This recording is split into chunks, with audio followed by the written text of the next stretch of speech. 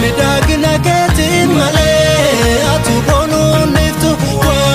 sinsiddi sakotu male magale tojitu elelana denilkani jalala kanisanyini burtukana kehidini gobana gabarini suta silala yada ketin ebula lomi kosumi jalala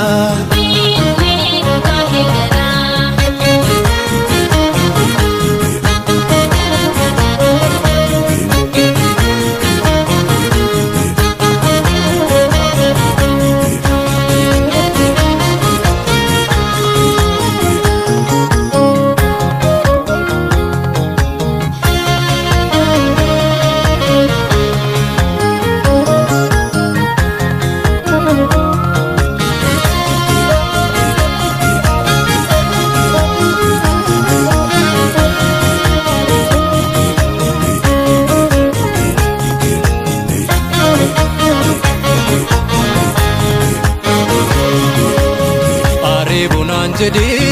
lokoye midagdo